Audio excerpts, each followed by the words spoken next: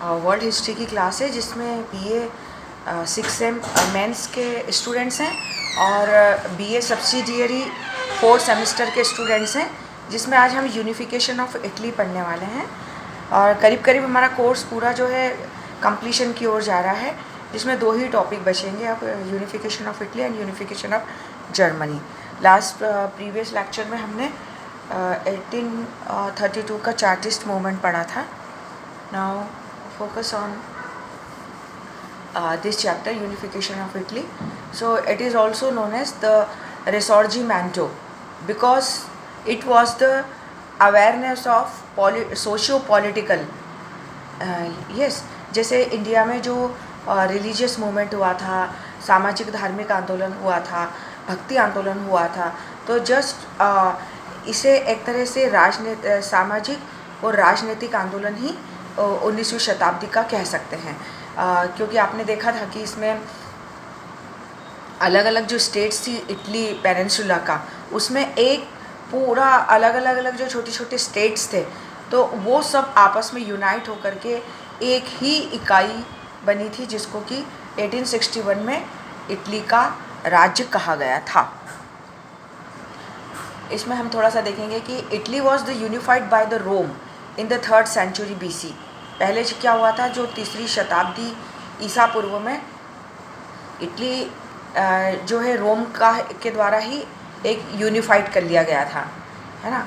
जैसे कि टेरिटोरियल जो एक्सटेंशन हुआ था रोमन रिपब्लिकन एम्पायर का, और वो उसी की राजधानी थी। And for the long time experienced a provincial status and was not converted into the province.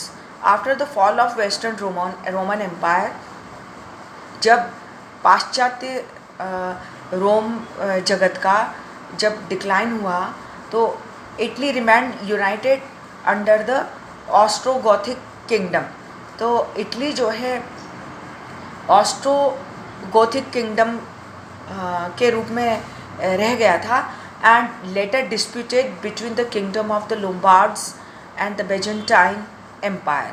इन दोनों किंगडम के द्वारा जो है वो एक तरह से हमेशा की तरह जो है वो डिस्प्यूटेड एरिया रह गया था। सो होली रोमन एम्पायर क्या था, पवित्र रोमन साम्राज्य।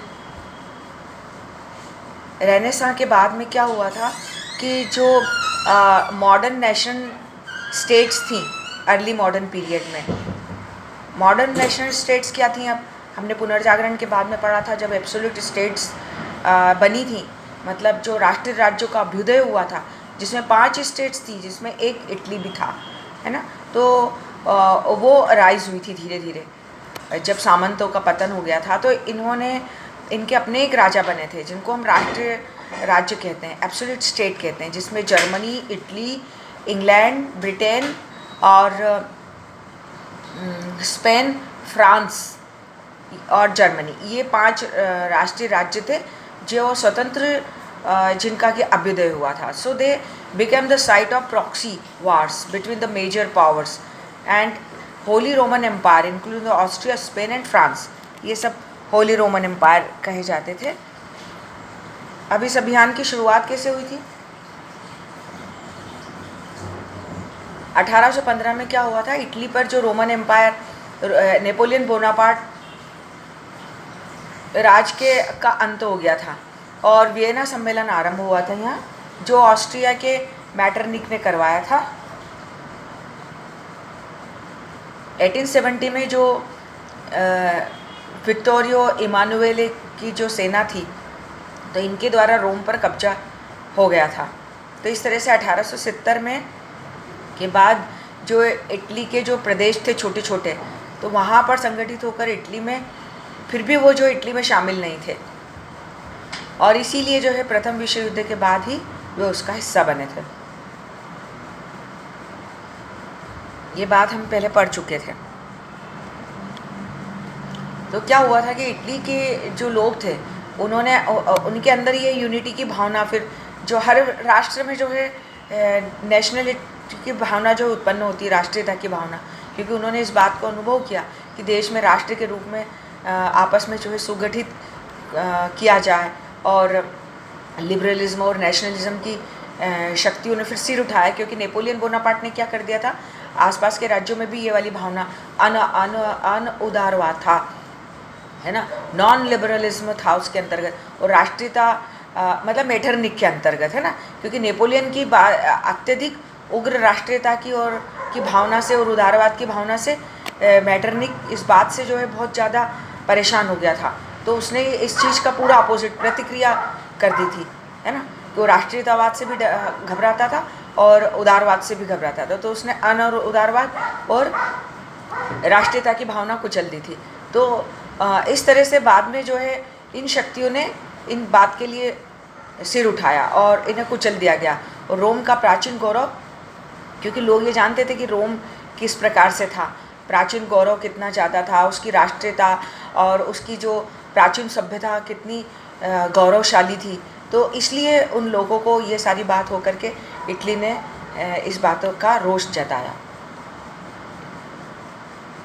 इन सारी भावनाओं के चलते उसके अंतर्गत जो है, क्योंकि वो ये जानता था विद्या कला विज्ञान के क्षेत्र में प्राचीन संसार में वो कितना जाना जाता था, और इसीलिए फिर इटली वापस से राष्ट्रीय शिरोमणि बनने के बारे में सोचने लगा और उसने राष्ट्रीय एकीकरण का संघर्ष जारी रखा और उदारवाद राष्ट्रीयतावाद इन सारे कार्य का, और इसीलिए जो है फिर वो एकीकरण की भावना उसके अंतर्गत जन्म ले गई।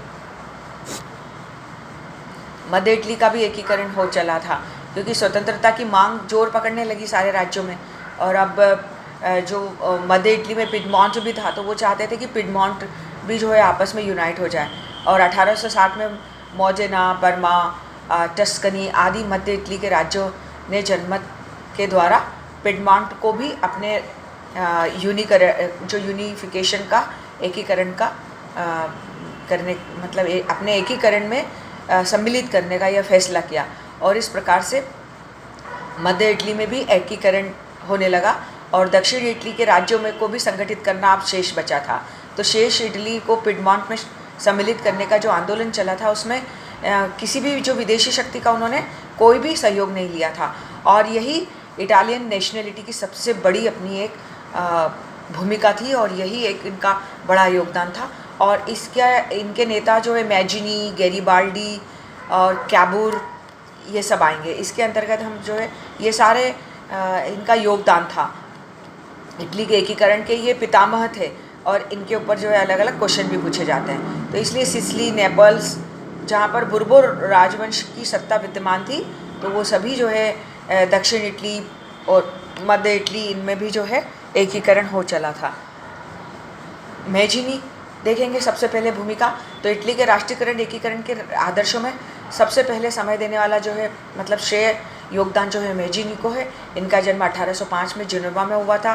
फ्रांस की राज्य क्रांति से बहुत बड़ा मतलब प्रभावित था। इसका श्रेय इनके पिता को जाता है। वो अपने पिता से प्रेरणा प्राप्त कर क्रांति के बहुत सारे साहित्य का अध्ययन करता था, और इसीलिए जो है बचपन से ही क्रांतिकारी विचारों का पोषक था। आगे के लेक्चर में और हम देखेंगे इटली के यूनिफिकेशन के लिए। Thank you.